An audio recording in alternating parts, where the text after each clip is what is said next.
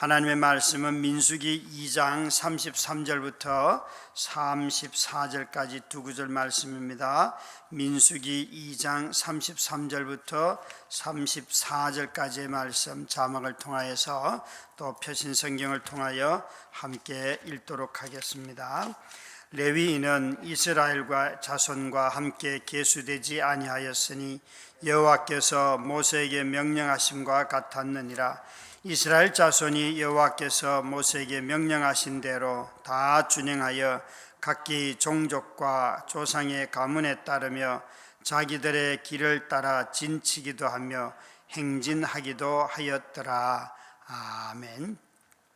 민수기는 구원받은 백성들이 광야의 삶을 통하여서 연단을 받고 하나님의 백성답게 변화되기를 바라는 훈련의 책이라고 합니다. 여기서 중요한 것은 구원 이후에 반드시 연단을 받아서 하나님의 성품을 담도록 하는 것이 하나님이 자기 백성을 향한 여정이에요. 그러니까 이런 광야의 삶이라고 하는 것은 우리가 선택해서 있을 수도 있고 없을 수도 있고가 아니고 반드시 성도로 살아가면 반드시 있어야 하는 것이 광야의 삶입니다. 예수님께서 이 땅에 오셔서 그분이 부모님 밑에서 살다가 안수를 받고 세례를 받고 난 뒤에 바로 성령에 이끌려서 광야에 가셔서 광야의 삶을 시작하셨잖아요. 그것만 광야가 아니었지 않습니까?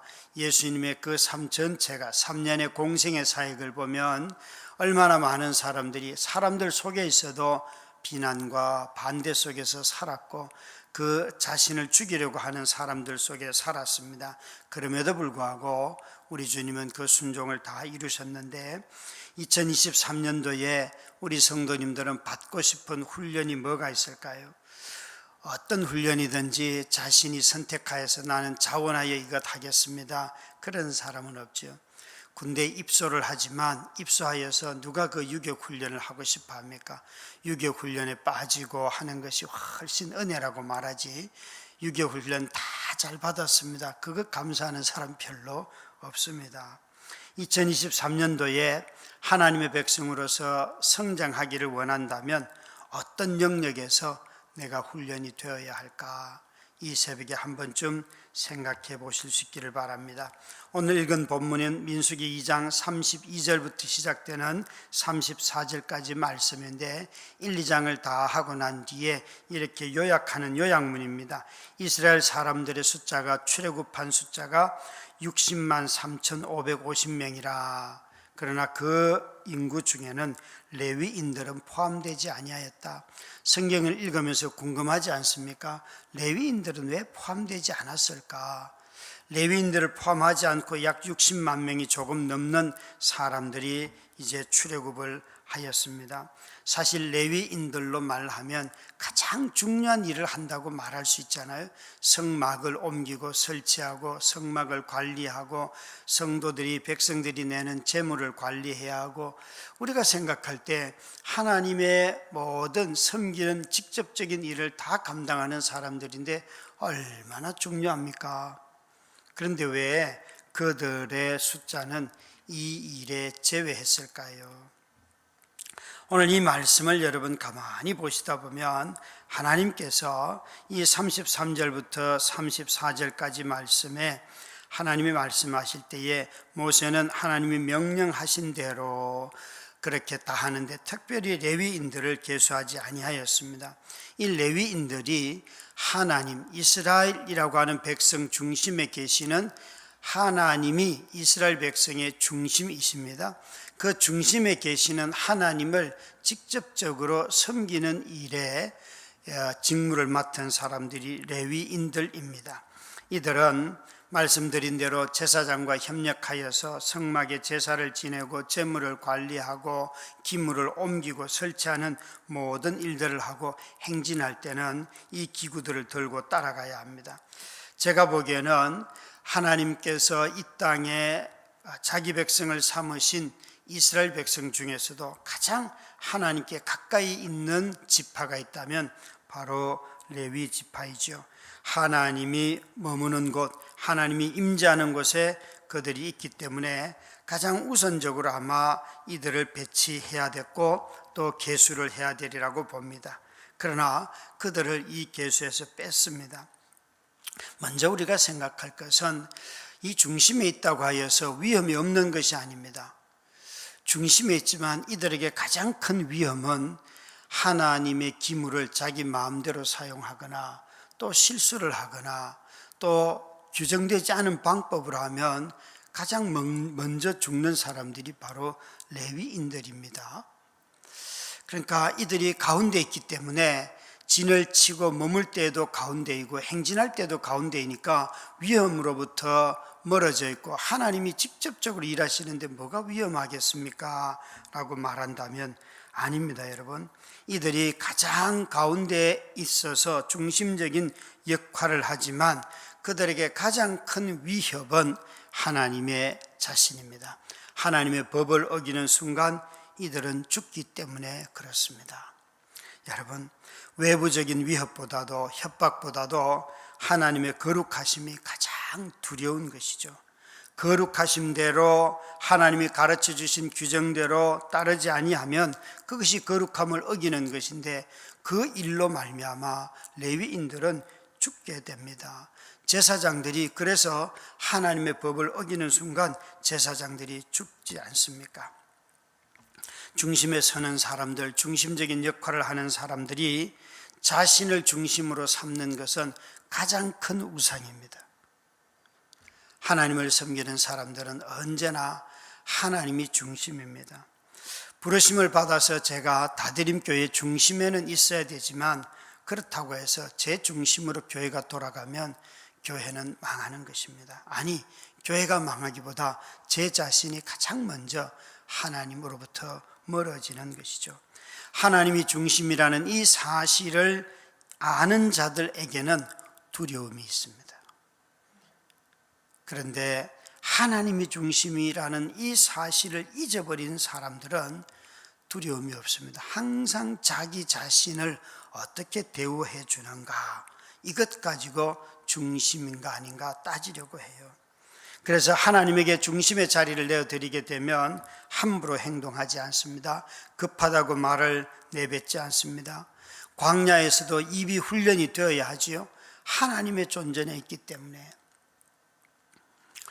어제 새벽 기도를 마치고 늘 하던 대로 우리 수락산에 갈 멤버들에게 이렇게 톡이 왔는데 다들 형편이 있어서 안 되고 어떤 분은 어제 밤새도록 딸하고 싸웠다고 못 간다는 거예요. 그래서 그러면 형님이 위로할 테니까 우리 늘 가는 게 되니까 우리 둘이 그럼 동해안에 가서 바다나 보고 커피 한잔하고 오자 그랬더니만 정말이네요. 그래서 태우고 그냥 갔어요. 가서 오전 내내 동해안에서 같이 있다가 왔는데 오고 가면서 그래 왜 싸웠니? 그러니까 아니 딸이 뭐라고 말하는데 화가 빡 나서 그냥 빡 빠쳤다는 거예요.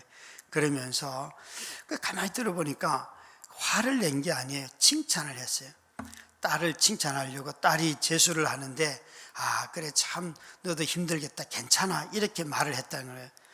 여러분 재수를 하는데 이제 딱 이틀 지났어요. 새해가 아빠 나 이거 재수도 잘못하면 어떡하지? 라고 딸이 말하는데 아빠는 위로를 하려고 괜찮아 네가 재수 그냥 대충 해도 돼 이렇게 말을 하니까 딸이 빡 화가 난 거예요. 여러분 이거 말 이해할 수 있겠어요? 그래서 아니 형님 나는 딸을 지금 위로했는데 왜 딸이 화를 내네요. 그래서 야야 그럴 때는 이렇게 말해야지 그 수없이 당하는 거다. 우리는 다 배려한다고 그래 그거 공부 안 해도 돼 라고 말하면 애들이 기뻐할 것 같지만 애는 지금 마음이 부담이 돼가지고 공부를 어떻게 잘할 수 있을까 자기 염려 불안 때문에 하는데 거기다 대고 그래 공부 안 해도 돼 이 얘기하면 걔는 지금 공부하고 싶은 마음에 그걸 묻는데 그게 빡빡치지 감정이 상하지. 그랬더니만 아 그런 거예요 이러는 거예요. 나도 수없이 세 명에게 당해봤다. 왜 아빠는 내 마음을 몰라주냐고. 그래서 그럴 때는 와 무엇이 그렇게 재수를 다시 시작하려고 이틀밖에 안 됐는데 네 마음을 두렵게 하니 이렇게 물어봐주면 애가 자꾸 말하도록 해야 되는데 네가 자꾸 말을 하고 답을 주면 애는 할 말이 없어서 화를 내. 여러분, 참 이게 어려운 거잖아요. 우리가 중심이라는 게, 아니 아빠가 딸을 위로하려고 한 말인데 왜 딸이 화를 냅니까? 사람이요, 자기 마음의 중심을 알아주지 못할 때 누구나 다 그런 어려움들을 겪지요. 그래서 우리는 이런 삶을 살아가며 항상 훈련을 받게 되어 있습니다. 여러분, 레위인들이 성막을 섬기는 가장 이스라엘의 중심에 있지만 그들이 중심이 되면 망합니다. 죽습니다. 중심에 있지만, 중심적인 역할을 하지만 중심에 서는 일은 위험한 일이기 때문에 항상 훈련되어야 하고 하나님을 중심에 모시고 살아가려고 애를 써야 합니다. 두 번째로, 하나님을 중심에 둔 사람은 규모와 숫자에 관심을 두지 않습니다. 레위인들은 지파입니다. 그들은 성막을 운반하는 중책을 맡았습니다. 그럼에도 불구하고 인구 계수에서 빠졌습니다. 그들이 맡은 일의 중요도에 비하여서 왜 포함을 시키지 아니하였을까요? 60만 3,550명, 이 숫자에는 레위인들의 숫자가 들어가지 아니하였습니다. 하나님을 가까이 모시는 사람인데 그 자신들의 지파, 우리 가문, 우리 자신들에게 더 관심을 둬야 되지 않을까요? 그래도 우리가 하나님을 가장 가까이서 모시는데 우리 집안이 잘 돼야지, 이런 이야기 여러분 수없이 듣지 않습니까? 그런데 여기에 레위인들은 그들의 인구를 파악했지만 파악조차 하지 아니하였습니다. 그리고 포함도 되지 아니하였습니다. 이 말은 하나님을 가까이 모실수록 자신의 정체성을 수나 규모, 또 직위나 평수, 자신의 세상에서 하고 있는 일들, 이런 것 가지고 자신의 정체성을 삼지 말라는 것입니다. 하나님으로 말미암아 이미 그 신분이 우리 자신들이 변했고 또 변한 신분을 가지고 살아가는데 우리의 삶의 규모를 가지고 자꾸 자신의 우월성을 드러내려고 해요. 여러분, 레위인들은 그 인구에 포함되지도 않았다는 것, 그러면서도 가장 중요한 일을 했다는 거예요. 다윗은 시편 84편 10절에 보면 이런 삶을 이렇게 표현합니다. 주의 궁정에서의 한 날이 다른 곳의 첫날보다 낫습니다. 악인의 궁전에서 사는 것보다는 여호와의 성전 문지기로 하루를 사는 게 더 낫습니다. 여러분, 어떻게 세상에서 왕이 되어 사는 것하고 성전의 문지기하고 비교한다면 어느 것이 더 여러분의 삶에 더 좋습니까? 어느 것을 더 선택하시겠습니까? 분명히 왕으로 사는 것보다 문지기로 사는 것이 다윗은 더 낫다고 하였습니다. 아니, 다윗은 여러분 여기에 여호와의 집에서 하루를 사는 것이 저 세상에서 다른 곳에서라고 했습니다. 그것은 악인들이라고도 하지 않았습니다. 다른 곳에서의 첫날보다도 낫다고 했습니다. 여러분, 하루 사는, 하나님의 백성으로 하루 사는 게 좋겠어요? 이 세상에서 90세를 사는 게 좋겠어요? 이렇게 물으면, 아이고, 하나님이 하루라도 당신 집에서 살고 싶습니다. 그러면 91살까지는 살게 안 해주시겠습니까? 이렇게 말을 하는 사람들이 있어요. 여러분, 다윗은 그렇게 말한 게 아니에요. 다윗은 정말 한 날이에요. 하나님의 백성으로 하루가 사는 것이 이 세상에서의 천수를 누리는 것보다 나는 더 낫다. 우리에게 이런 갈망이 있을까요? 저는 다윗처럼 말하는 사람을 본 적이 없습니다. 하루를 사는 것보다 더 오래 살려고 첫날을, 천수를 사모하는 사람들을 성도들 중에서는 참 많이 봅니다. 그러나 다윗은 아무리 짧은 인생이라 할지라도 내가 하나님의 집에 있는 것이 가장 기쁘다는 것이에요. 사람들은 제가 이렇게 말하면, 목사님, 그래도 우리 하나님이 영생을 주시는 분이신데 이 짧은 인생 그래도 내가 악한 일도 하지 않고 착하게 살고 선하게 살고 그래도 남을 도우며 살았는데 오래 살게 하지 않겠습니까? 아니요, 여러분, 그렇게 얘기하는 게 아니라니까요. 내가 이렇게 하나님을 사모하는데 단 하루만 살게 하시겠습니까? 다윗은 그 얘기하는 게 아니에요. 레위인들처럼 자신들의 지파도 있고 직위도 있고 성전에서 성막에 사는 역할도 다 있음에도 불구하고 그들의 가문의 숫자조차 파악하지 않고 이름도 없이 빛도 없이 여호와를 섬기며 살아가는 존재들이 바로 이 레위인들이 아니겠습니까?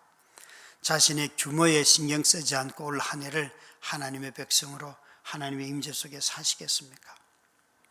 계속해서 머릿속에 아파트 평수가 들어오고 또 내가 받는 월급이 얼마인가, 이게 자꾸 경제가 어렵다 그러니까 이런 숫자들이 계속 여러분 머리에 맴돌지 않으세요? 저도 이제 오늘 앉아가지고 집에서 할 일이 한 해 재정 규모를 잘 파악하는 거예요. 이게 물가가 너무나 올랐기 때문에 어제 간병하는 그 단체에서 간병비가 왔는데 보니까 평소에 제가 12만 원 냈거든요. 국가에 내는 돈이 23만 원으로 올라갔어요. 엄청나게 올랐잖아요. 그죠? 여러분, 이런 것들이 어디 한 영역만 아니잖아요. 우리 지금 전부 다 삶의 영역에 모든 성도들이 도시가스비, 유류비, 모든 것들이 지금 다 올라가는데 누군들 계산 아니 하겠습니까? 우리가 이런 데 관심을 두지 않을 수는 없겠죠. 우리가 청지기로서. 그러나 하나님이 묻습니다. 너희들이 이 땅에 사는데 자꾸만 이 규모에 관심을 두고 살 것이냐, 아니면 나를 중심에 두고 살겠느냐 물으십니다. 마지막으로 이 레위인들은 행진할 때 하나님을 항상 레위 지파가 모시는 성막이 행진할 때 가운데 있었습니다. 그러니까 레위 지파가 하나님을 섬기는 데 있어서 대표성을 띠는 것은, 우리 모두가 다 레위 지파는 하나님께서 이들은 이스라엘이 나에게 속한 백성이라는 것을 뜻하는 그런 장자성을 나타내는 거잖아요. 그렇죠? 여러분, 가문으로서는 유다를 이야기할지 모르지만 하나님이 12지파 중에서 이스라엘이 내 백성이다라는 것을 대표할 때 그 대표성의 표시는 레위인이었습니다. 그런데 이 레위인은 하나님의 소유라는 뜻이죠. 그런데 이들이 행진할 때 보면 맨 앞쪽에는 동쪽에 배치가 된 유다 지파가 있고, 두 번째는 르우벤 지파예요. 남쪽의 지파죠. 그리고 난 뒤에 성막이 나오고 회막이 있고, 그리고 서쪽에 배치가 되는 에브라임과 그 다음에 북쪽에 배치되는 단 지파가 뒤따라가니까 순서가 이렇게 되어 있는 것이에요. 그러니까 가만히 보면 행진할 때에 우리는 자주 이런 말을 해요. 하나님의 그 성막을 앞세우고 이스라엘이 행진을 해서 하나님의 법궤를 앞세웠기 때문에 이것이 우리의 전쟁에 승리하게 한다가 아니고, 항상 하나님의 법궤가 광야 생활에서 가운데 있었어요. 행진할 때는 보면 이것은 그들이 걸을 때에 가만히 행진할 때에도 항상 무엇이 중심이라는 거예요? 유다 백성이 르우벤 지파가 하나님의 성막을 보호하는 게 아니잖아요. 가운데 계시는 하나님께서 앞에 서서 가는 유다 지파도 보호하고, 뒤따라오는 두 지파도, 에브라임과 단 지파로 대표되는 두 지파도 보호하는 게 하나님이시잖아요. 우리는 너무 자주 앞에 있다고 자기가 다 모든 일을 할 것처럼 이야기하는데 아니에요. 중심은 항상 걸을 때에, 삶을 살아갈 때에, 어떤 행동을 할 때에 중심이 어디에 있어야 되는가 하면 하나님이 내 삶의 중심이어야 해요. 신앙이 성숙할 때는 언제인가 하면 그분을 행동하는 중심에 둘 때에 신앙이 성숙하지, 늘 머릿속에 마음속에만 두면 신앙은 자라지 않습니다. 신앙이 행동으로, 또 자신이 무엇을 베풀 때, 자신이 무엇을 소유했을 때, 그럴 때 중심에 둬야 되고, 말에, 감정에 다 중심에 두고 행동을 할 때에 신앙은 자라는 거예요. 늘 생각만 하는 사람은 하나님을 중심에 두지 않습니다. 그들은 항상 그런 상황이 되면 자기 본성 중심으로 다 돌아갑니다. 살면서 하나님을 중심에 두는 법을 배우고 익히지 못하면 신앙이 성숙하지 않습니다. 기도가 잘하는 사람은 기도하는 사람이 잘하지, 대표 기도하러 나와서 말빨 화려하다고 기도가 잘하는 게 아닙니다. 그런 사람들 불시에 기도시켜보면 버벅대기 시작하는데 아무도 기도를 못합니다. 그러나 평소에 기도하는 사람은 어떤 상황이든지 기도 부탁하면 그냥 술술술술 나옵니다. 뭐 미리 말씀해 주시지. 아니 여러분, 뭘 기도를 미리 말씀해 줍니까? 그냥 부탁하면 하면 되지. 여러분, 장로가 되고 안수집사 권사가 되고 교회 직분을 맡고 교역자가 되고 기도는 어떤 상황에서든지 술술 나오는 거예요. 기도를 평소 안 하니까 기도가 안 나오는 거예요. 그걸 가지고 나를 또 쪽팔리게 하냐고. 아니 여러분, 쪽팔리는 신앙생활을 하고 있다는 것을 기억을 하셔야지 그걸 뭘 자랑을 하십니까? 여러분, 기도가 잘하는 사람은 기도하는 사람이에요. 저는 우리 성도님들이 너무 생각이 많은 사람이 많다는 것이 늘 걱정이에요. 생각이 얼마나 반듯한지. 그래서 합리성이 결여되면 움직이려고 하지 않아요. 기도는 생각하는 것이 아니고 행동하는 순종에서부터 기도의 삶은 배우게 되어 있습니다. 하나님을 모든 일 속에 중심에 두는 곳, 그것이 교회지요. 그러나 그 중심에 둘 때에 우리 자신들은 기억해야 합니다. 내가 중심이 아니고 하나님이 중심이라는 사실을. 그래서 2023년 한 해도 여러분 언제나 하나님을 중심에 두고 살아가는 저와 여러분이 되시기를 주의 이름으로 축원합니다. 우리 함께 공동 기도문으로 함께 기도하도록 하겠습니다.